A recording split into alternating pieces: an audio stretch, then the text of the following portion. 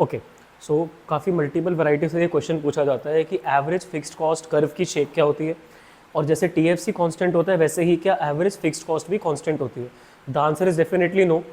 अगर आप एक जगह का रेंट सैलरी सब मिला के 12,000 रुपये एक महीने के दे रहे हो, और अगर आप 100 यूनिट बनाओगे तो पर यूनिट कॉस्ट आपकी ज़्यादा लगेगी। आप 200 यूनिट बनाओगे, कॉस्ट वही 12,000, तो पर यूनिट कॉस्ट आपकी कम हो जाएगी। जैसे यहाँ पर हमने एग्जांपल लिया है, कुछ भी नहीं बनेगा तो भी फिक्स्ड कॉस्ट 12 की लग रही है। एवरेज कैसे ही निकालेंगे क्योंकि डिनोमिनेटर जीरो है, तो जब भी कोई चीज़ जीरो के साथ डिवाइड होती है तो डिनोमिनेटर नॉट डिफाइंड आता है।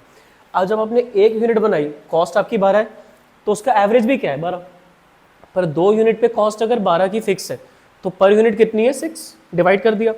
3 को बनाने की टोटल कॉस्ट फिक्स्ड वाली जो है वो 12 है, तो एक सिंगल यूनिट को बनाने की जो एवरेज फिक्स्ड कॉस्ट आएगी वो आएगी 4। टोटल फिक्स्ड कॉस्ट 4 यूनिट की भी सबकी टोटल तो 12 ही है, और एवरेज कैसे आ रही है, टोटल क्वांटिटी से डिवाइड कर दो। क्या नोटिस कर रहे हो कि जैसे जैसे क्वांटिटी बढ़ रही है वैसे वैसे एवरेज फिक्स्ड कॉस्ट कम हो रही है। जब हम इसको ग्राफ पे प्लॉट करेंगे ना तो आपको यहाँ रेक्टेंगल दिख रहे होंगे। रेक्टेंगल में आपको एक बार ऐसे मार्क करके भी दिखा देता हूँ, क्योंकि इसकी जो शेप है इसको ना हाइपरबोला कहा जाता है। ये जो कर्व है it is called as hyperbola, और जो रेक्टेंगल्स ये बना रहे हैं, अब जैसे कि आप यहाँ देखो, एक मैंने रेक्टेंगल ये बनाया, एक ऐसे, ठीक है, मैं स्केल यूज़ नहीं करूँ, थोड़ा रफ बनेगा। Is it a rectangle, yes और नो? It's a rectangle. इसकी लेंथ क्या है 12, इसकी ब्रेथ क्या है 1। रेक्टेंगल का एरिया क्या होता है, length into breadth.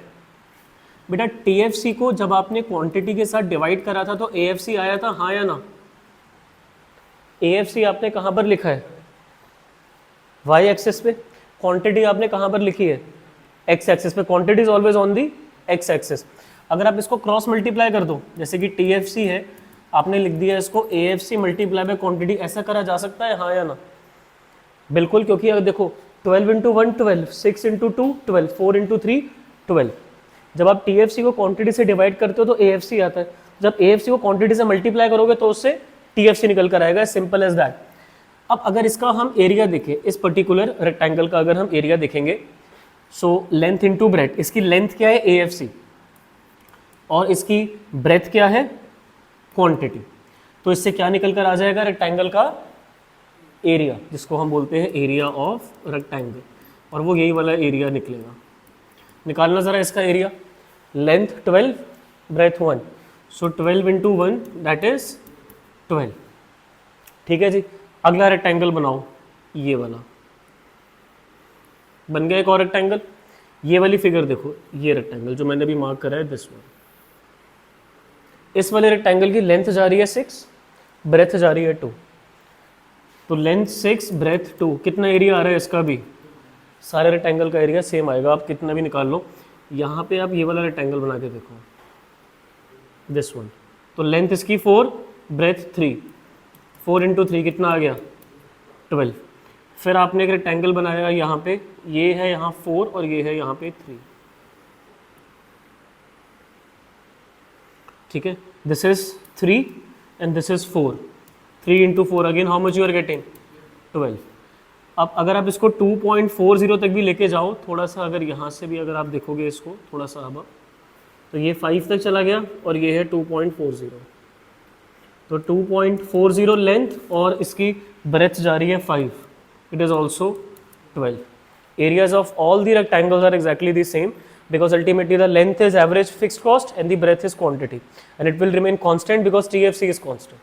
So that's why the shape is called to be rectangular hyperbola, because rectangles का जो area है पूरे के पूरे curve के जो नीचे है it is coming out to be the same. Unlike TVC and TC which were inversely shaped, TFC was a straight line parallel to x-axis.